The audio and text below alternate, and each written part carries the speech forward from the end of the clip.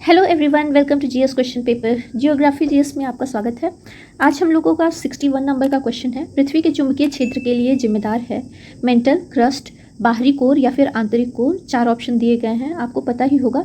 अर्थ को 4 लेयर में बांट करके हम लोग पढ़ते हैं, जिसमें से मेंटल, क्रस्ट, बाहरी कोर और आंतरिक कोर आता है। क्रस्ट सबसे ऊपरी परत को कहते हैं, जो कि सबसे ज़्यादा पतला भी होता है। यहाँ पर आपको बताना है चुंबकीय क्षेत्र के लिए कौन सा जिम्मेदार है, तो इसमें से जो आंसर आपका होगा वो सी ऑप्शन होगा, बाहरी कोर। बाहरी कोर पृथ्वी के चुंबकीय क्षेत्र के लिए जिम्मेदार है। आइए इससे रिलेटेड कुछ पॉइंट्स हम लोग देख लेते हैं। पृथ्वी के आंतरिक भाग को 3 भागों में विभाजित किया गया है, जिसमें से क्रस्ट है, मेंटल है और कोर है। कोर भी 2 लेयर में है। कोर पृथ्वी की सबसे भीतरी परत को कहते हैं और कोर आगे 2 परतों में विभाजित किया जाता है, जिसे एक बाहरी कोर कहते हैं और एक आंतरिक कोर कहते हैं। पृथ्वी का जो बाहरी कोर होता है वो तरल अवस्था में होता है और आंतरिक कोर ठोस अवस्था में होता है, लेकिन बाहरी कोर ही पृथ्वी के चुंबकीय क्षेत्र के लिए जिम्मेदार होता है। नेक्स्ट क्वेश्चन हम लोग देखते हैं, हापुस आम का मूल स्थान कौन सा है। ये क्वेश्चन कई बार रिपीट किया गया है। रत्नागिरी, बनारस, मालदा या फिर विजयवाड़ा। तो हापुस आम के लिए कौन सा है, इसका आंसर आप लोग गेस कर लिए होंगे। महाराष्ट्र का है, तो ये रत्नागिरी, यहाँ पर ए ऑप्शन सही होगा।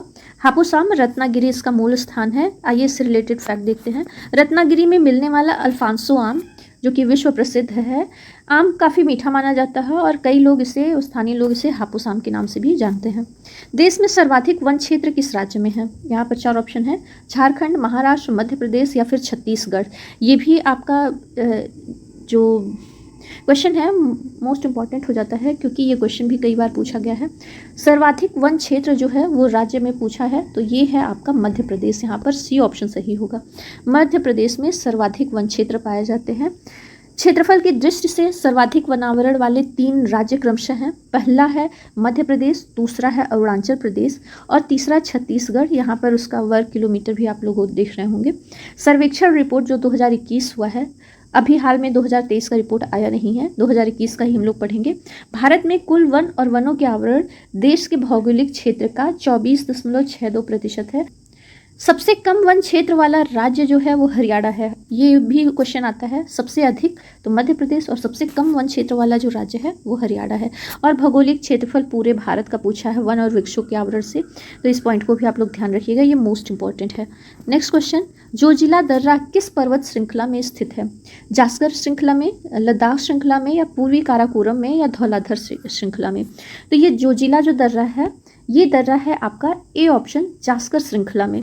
जास्कर श्रृंखला में जोजिला दर्रा है। इससे रिलेटेड कुछ और क्वेश्चंस जो एग्जाम में पूछते हैं उससे पॉइंट हम लोग देखते हैं। भारतीय केंद्र शासित प्रदेश लद्दाख की लद्दाख जो है वो किस श्रृंखला में है पूछा है, तो वो जास्कर श्रृंखला में है। श्रीनगर से लेह जाने का जो सड़क मार्ग है इसी दर्रे से होकर के जाता है और इसे किस नदी के द्वारा बनाया गया है दर्रे को, तो यह है सिंधु नदी के द्वारा। नेक्स्ट क्वेश्चन, बॉक्साइट, अभ्रक तथा यूरेनियम उत्पादन में भारत का अग्रणी राज्य निम्न में से कौन सा है। अच्छा, भारत का भी पूछता है, फिर विश्व में भी पूछता है, इस तरीके से पूछता है। तो आप लोगों को एक क्वेश्चन अगर जो सॉल्व कर रहे हैं तो उससे रिलेटेड और भी जो पॉइंट्स बनते हैं उसको भी देखना चाहिए। यहाँ पर है तमिलनाडु, झारखंड, बिहार और उड़ीसा। तो बॉक्साइट, अभ्रक और यूरेनियम, अगर जो तीनों को अलग अलग देखें तो अलग अलग राज्य हैं, लेकिन तीनों किस राज्य में प्रमुखता से मिलते हैं, तो ये है आपका बी ऑप्शन, झारखंड।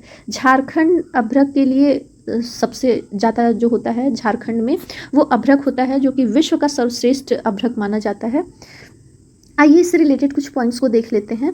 झारखंड अपने समृद्ध खनिज संसाधनों जैसे कि यूरेनियम, अभ्रक, बॉक्साइट, इसके साथ साथ ग्रेनाइट, सोना, चांदी, graphite, magnetite, dolomite, fire, clay, quartz और फील्डस्पार कोयला, जो कि भारत का 32% यहीं से होता है। लोहा, तांबा भारत का 25% इसके लिए प्रसिद्ध है। आंध्र प्रदेश भारत में अभ्रक और यूरेनियम का सबसे बड़ा उत्पादक है। अगर जो सिर्फ अलग अलग पूछा जाए अभ्रक का और यूरेनियम का सबसे बड़ा उत्पादक, तो वो आंध्र प्रदेश का है। क्योंकि यहाँ पे तीनों पूछा है, यूरेनियम, अभ्रक और बॉक्साइट, तो झारखंड पहले हो जाता है। सिर्फ बॉक्साइट पूछेगा तो उड़ीसा देश का सबसे बड़ा बॉक्साइट उत्पादक राज्य है। ऑस्ट्रेलिया विश्व का सबसे बड़ा बॉक्साइट उत्पादक राज्य है और चीन बॉक्साइट का दूसरा सबसे बड़ा यहाँ पर देश है। नेक्स्ट क्वेश्चन देखते हैं, भारत में स्थित जोग या गरसुप्पा जलप्रपात किस नदी पर स्थित है। यहाँ पर 4 ऑप्शन है, नर्मदा, सिंधु, शरावती या फिर कावेरी नदी। तो इसका सही जो आंसर हो जाएगा वो है आपका सी ऑप्शन, शरावती नदी। भारत में स्थित जोग या गरसुप्पा जलप्रपात शरावती नदी पर स्थित है। नेक्स्ट क्वेश्चन देखते हैं। अच्छा, ये शरावती नदी है कहाँ, ये भी पूछता है। तो ये कर्नाटक में है, कर्नाटक के पठार में अवस्थित है शरावती नदी। यहीं पर जोग या गरसुपा जलप्रपात बनता है। भारत में स्थित किस जलप्रपात को सबसे ऊंचा जलप्रपात कहा जाता है? भारत का सबसे ऊंचा जलप्रपात, विश्व का भी सबसे ऊंचा जलप्रपात है, इसके बारे में भी हम लोग देखते हैं। पहले यहाँ पे देखते हैं किस जलप्रपात को। तो अभी कुंचिकल, यहाँ सी ऑप्शन सही है, कुंचिकल जलप्रपात भारत का सबसे ज़्यादा ऊंचा जलप्रपात है। इससे रिलेटेड कुछ और पॉइंट्स देख लेते हैं। कुंचिकल जलप्रपात भारत में सबसे ऊंचा झरना है। यह कर्नाटक के शिमोगा जिले में वाराही नदी पर बनाया गया है। तो अगर जो पूछे कुंचिकल जलप्रपात किस नदी के द्वारा बनता है, तो ये वाराही नदी के द्वारा बनता है और यह लगभग 455 मीटर ऊंचा है। दूसरे नंबर पर बरेही पानी है। बरेही पानी जलप्रपात दूसरा सबसे ऊंचा झरना है, कुल ऊंचाई इसकी 399 मीटर है।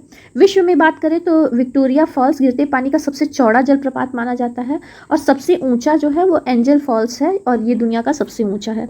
पूछता है एंजल फॉल्स सबसे ऊंचा, तो एंजल फॉल्स सबसे चौड़ा जो है वो विक्टोरिया फॉल्स। इंडिया का पूछेगा तो वो कुंचिकल जलप्रपात है जो वराही नदी के द्वारा कर्नाटक में शिमोगा नदी, वराही नदी के द्वारा शिमोगा जिले में बनाया जाता है।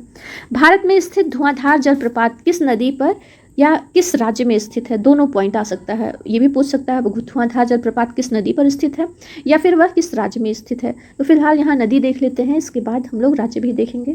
तो धुआंधार जलप्रपात है ताप्ती, चंबल, सोन या फिर नर्मदा। तो इसमें से कौन सा सही होगा? तो ये है आपका धुआंधार जलप्रपात मध्य प्रदेश में। अगर जो राज्य पूछेगा तो मध्य प्रदेश है, यानी कि एमपी में स्थित है। जबलपुर में ये नर्मदा नदी पर स्थित है। यहाँ पर हम लोग डी ऑप्शन सही होगा, नर्मदा नदी पर भेड़ा घाट है, वहीं पर यह धुआंधार जलप्रपात स्थित है। भारत में स्थित मंदार और पुनासा जलप्रपात किस नदी पर स्थित है? तो ये थोड़ा सा कॉन्फ्लिक्टेड है क्योंकि ये नर्मदा नदी पर भी है। अगर नर्मदा ऑप्शन में ना रहे, वहाँ पे चंबल नदी रहे, तो आप चंबल भी इसको राइट आंसर कर सकते हैं। फिलहाल यहाँ पर डी ऑप्शन नर्मदा नदी पर मंदार और पुनासा जलप्रपात स्थित है। नेक्स्ट क्वेश्चन, भारत में स्थित दूध सागर जलप्रपात किस राज्य में स्थित है? तेलंगाना और केरल की सीमा पर, उत्तराखंड और झारखंड की सीमा पर, मध्य प्रदेश और छत्तीसगढ़ की सीमा पर या फिर गोवा और कर्नाटक की सीमा पर? इसका सही आंसर क्या होगा?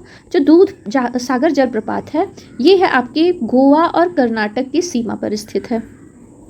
यहाँ पर डी ऑप्शन सही होता है। इससे रिलेटेड कुछ पॉइंट्स हम लोग देख लेते हैं। दूध सागर जलप्रपात, जिसका शाब्दिक अर्थ होता है दूध का सागर, एक 4 स्तरों वाला जलप्रपात है जो भारतीय राज्य कर्नाटक और गोवा की सीमा पर स्थित है।